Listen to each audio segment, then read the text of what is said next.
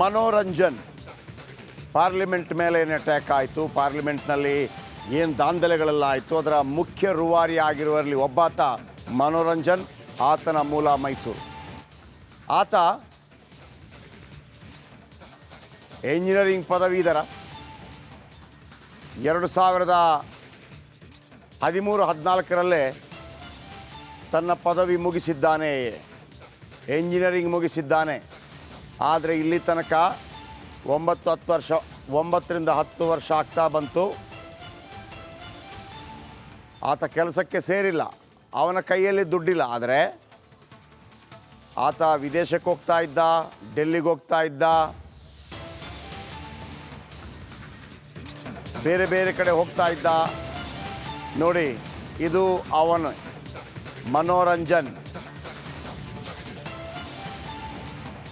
9-10 ವರ್ಷದಿಂದ engineering complete ಮಾಡಿ ಕೆಲಸಕ್ಕೆ ಹೋಗ್ತಾ ಇಲ್ಲ, ದುಡಿತಾ ಇಲ್ಲ, ದುಡಿಯೋಕ್ಕೆ ಮೈ ಬಗ್ಗಲ್ಲ, ದೇಶ ವಿದೇಶಕ್ಕೆ ಹೋಗಿ ಬರ್ತಾ ಇದ್ದ. ಇವನಿಗೆ ದುಡ್ಡು ಯಾರು ಕೊಟ್ಟರು? ಇವನ ತಂದೆ ರಾಜೇಗೌಡರು ಕೂಡ ಅದೇ ಮಾತನ್ನು ಹೇಳಿದರು. ರಾಜೇಗೌಡರು ಆರಂಭದಲ್ಲಿ ಬಹಳ ಒಳ್ಳೆ ಹುಡುಗ ಅಂತೆಲ್ಲ ಹೇಳಿದರು. ಆದರೆ ಆತ ಓದ್ಕೊಳ್ಳೋ ಅಭ್ಯಾಸ ಇತ್ತು, ಇಲ್ಲ ಅಂತಲ್ಲ.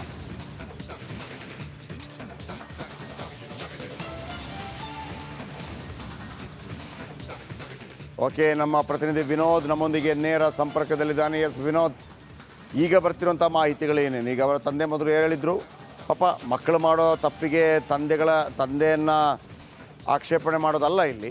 ಆದರೆ 9-10 ವರ್ಷವಾಯಿತು ಇಂಜಿನಿಯರಿಂಗ್ ಕಂಪ್ಲೀಟ್ ಮಾಡಿ, ಒಂದು ಜಾಬ್ಗೆ ಸೇರಿಲ್ಲ, ಮೈ ಬಗ್ಗಿಸಿ ದುಡಿದಿಲ್ಲ, ದೇಶ ವಿದೇಶ ಸುತ್ತಾ ಇದ್ದಾನೆ. ಏನಾಗ್ತಾ ಇದೆ ಮೈಸೂರಲ್ಲಿ ಈಗ? ಏನಿದೆ ಅಪ್ಡೇಟ್?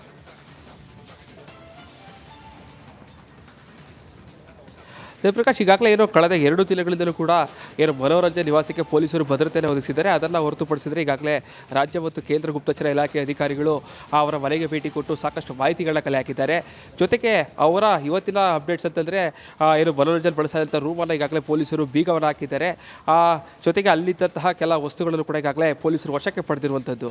ಅಂದರೆ ಈತ ಓದ್ತಾ ಇದ್ದಂತಹ ಪುಸ್ತಕಗಳಿರ್ಬೋದು, ಜೊತೆಗೆ ಈತ ಬಳಸ್ತಾ ಇದ್ದ ವಸ್ತುಗಳು, ಯಾವುದೇ ರೀತಿಯಾದಂತಹ ಮೊಬೈಲನ್ನು ಬಳಸ್ತಾ ಇದ್ರೂ ಕೂಡ ಈ ರೀತಿಯಾದಂತಹ ನೆಟ್ವರ್ಕನ್ನು ಯಾವ ರೀತಿ ಕ್ರಿಯೇಟ್ ಮಾಡ್ಕೊಂಡಿದ್ರು ಅದರ ಬಗ್ಗೆ ಪೊಲೀಸರು ತನಿಖೆಯನ್ನು ಮಾಡ್ತಾ ಇದ್ದಾರೆ. ಜೊತೆಗೆ ಕಳೆದ 8ರಿಂದ 10 ವರ್ಷಗಳಿಂದಲೂ ಕೂಡ ಈತ ಯಾವುದೇ ರೀತಿಯಾದಂತಹ ಕೆಲಸಗಳನ್ನ ಮಾಡ್ತಾ ಇರಲಿಲ್ಲ. ಆದರೆ ಅವರ ಅಪ್ಪವರು ಕೂಡ ಹೇಳ್ತಾ ಇದ್ದ ಸಂದರ್ಭದಲ್ಲಿ 1,000-2,000 ದುಡ್ಡನ್ನು ಕೊಡ್ತಾ ಇದ್ದಾರೆ ಮಾತ್ರ ಹೇಳ್ತಾರೆ. ಆದರೆ ಈತ ಟ್ರಾವೆಲ್ ವಿಷಯ ಗಮನಿಸ್ತಾ ಇದ್ದರೆ ದೆಹಲಿಗೆ ಹೋಗ್ತಾ ಇದ್ದ, ಜೊತೆಗೆ ಕಾಂಬೋಡಿಯಾಗೆ ಹೋಗಿದ್ದಾನೆ, ಥೈಲ್ಯಾಂಡ್ಗೆ ಹೋಗಿದ್ದಾನೆ. ಈ ಎಲ್ಲ ಪ್ರವಾಸಕ್ಕೂ ಕೂಡ ಈತನಿಗೆ ಹಣದ ಮೂಲ ಯಾವುದಿತ್ತು, ಜೊತೆಗೆ ಈತನಿಗೆ ಯಾರ ಜೊತೆ ಸಂಪರ್ಕ ಇತರ ಬಗ್ಗೆ ತನಿಖೆ ಮಾಡೋದಕ್ಕೂ ಕೂಡ ಈತ ಬಳಸಾದಂತಹ ಏನು ಬ್ಯಾಂಕ್ ಅಕೌಂಟ್ಸಲ್ಲೂ ಕೂಡ ಈಗಾಗಲೇ ಪೊಲೀಸ್ ಏನು ಗುಪ್ತಚರ ಇಲಾಖೆಯ ಅಧಿಕಾರಿಗಳು ತನಿಖೆಯನ್ನು ಮಾಡ್ತಾ ಇದ್ದಾರೆ. ಆ ಒಂದು ಅವರ ಅಕೌಂಟ್ಗೆ ಯಾವ ಕಡೆ ದುಡ್ಡು ಬರ್ತಾ ಇತ್ತು, ಎಷ್ಟು ಮೊತ್ತದಲ್ಲಿ ದುಡ್ಡನ್ನು ಹಾಕ್ತಾ ಇದ್ರು, ಇದರ ಬಗ್ಗೆ ತನಿಖೆಯನ್ನು ಮಾಡ್ತಾ ಇದ್ದಾರೆ. ಜೊತೆಗೆ ಒಂದಷ್ಟು ಮಾಹಿತಿಗಳು ಈಗಾಗಲೇ ಅಧಿಕಾರಿಗಳು ಸಿಕ್ಕಿದೆ. ಜೊತೆಗೆ ಕಳೆದ 8 ವರ್ಷಗಳಿಂದಲೂ ಕೂಡ ಯಾವುದೇ ರೀತಿ ಕೆಲಸ ಮಾಡ್ತಿದ್ರು ಕೂಡ ಏಕಾಏಕಿ ಸುಮ್ಮನೆ ನಾನು ಸಮಾಜವನ್ನು ಬದಲಾವಣೆ ಮಾಡ್ತೀನಿ, ಈ ರೀತಿಯಾಗಿ ತಂದೆ ಜೊತೆ ಮಾತನಾಡ್ತಾ ಇದೆ ಅಂತೇಳಿ ಗೊತ್ತಾಗಿದೆ. ಜೊತೆಗೆ ಒಂದಷ್ಟು ಪುಸ್ತಕಗಳನ್ನ ಓದ್ತಾ, ಅಂದರೆ ಕ್ರಾಂತಿಕಾರಿಕ ಪುಸ್ತಕಗಳನ್ನ ಓದ್ತಾ ಇದ್ದು, ಅವರ ಮನೆಯಲ್ಲಿ ಸಾಕಷ್ಟು ಪುಸ್ತಕಗಳ ಅವನ ರೂಮ್ನಲ್ಲಿ ಸಿಕ್ಕಿದೆ. ಇದೆಲ್ಲವೂ ಕೂಡ ನೋಡ್ತಾ ಇದ್ದರೆ ಎಲ್ಲೋ ಒಂದು ಕಡೆ ಅವನ ಮೈಂಡನ್ನು ವ್ಯವಸ್ಥಿತವಾಗಿ ಮೈಂಡ್ ವಾಶನ್ನು ಮಾಡಿ ಎಲ್ಲೋ ಒಂದು ಕಡೆ ಯಾವುದೋ ಒಂದು ದೊಡ್ಡ ಕೃತ್ಯಕ್ಕೆ ಕೈ ಹಾಕಿದ್ರ ಅನ್ನೋದು ಕೂಡ ಈಗ ಚರ್ಚೆಗೆ ಕಾರಣ ಆಗಿರುವಂಥದ್ದು.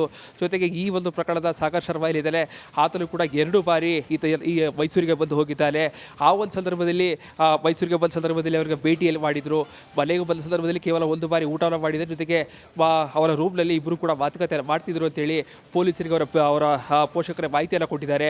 ಇದನ್ನು ಹೊರತುಪಡಿಸಿದರೆ ಮೈಸೂರಿಗೆ ಬಂದ ಸಂದರ್ಭದಲ್ಲಿ ಅವಾಗ ಎಲ್ಲೆಲ್ಲಿಗೆ ಭೇಟಿಯನ್ನು ಕೊಟ್ಟಿದ್ದಾರೆ, ಯಾರಲ್ಲೆಲ್ಲ ಸಂಪರ್ಕವನ್ನು ಮಾಡಿದ್ದಾರೆ, ಅವರ ಟ್ರಾವೆಲ್ ಯಾವ ರೀತಿ ಇರ್ತಾ ಇತ್ತು, ಕಾರನ್ನು ಬಳಸ್ತಾ ಇದ್ರ, ಬಸ್ಸನ್ನು ಬಳಸ್ತಾ ಇದ್ರ, ಇದೆಲ್ಲದರ ಬಗ್ಗೆ ಸಂಪೂರ್ಣವಾಗಿ ಗುಪ್ತಚರ ಇಲಾಖೆ ಅಧಿಕಾರಿಗಳು ಸಂಪೂರ್ಣವಾದಂತಹ ಮಾಹಿತಿಯನ್ನು ಕಲೆ ಹಾಕ್ತಾ ಇದ್ದಾರೆ. ಯಾಕಂದರೆ ಲೋಕಸಭೆಗೆ ನುಗ್ಗಿ ಈ ರೀತಿಯಾದಂತಹ ದಾಳಿಯನ್ನು ಮಾಡ್ತಾರೆ ಅಂತಂದರೆ ಎಲ್ಲೋ ಒಂದು ಕಡೆ ದೊಡ್ಡ ಮಟ್ಟದಲ್ಲಿ ಸಂಚಲನ ರೂಪಿಸಿದ್ರ, ಇದೆಲ್ಲದರ ಬಗ್ಗೆ ಪೊಲೀಸರು ಮತ್ತು ಗುಪ್ತಚರ ಇಲಾಖೆ ಅಧಿಕಾರಿಗಳು ತನಿಖೆಯನ್ನು ಮಾಡ್ತಾ ಇರುವಂಥದ್ದು. ಜಯಪ್ರಕಾಶ್, ಥ್ಯಾಂಕ್ ಯು ನಿಮ್ಮೆಲ್ಲ ಮಾಹಿತಿಗಾಗಿ.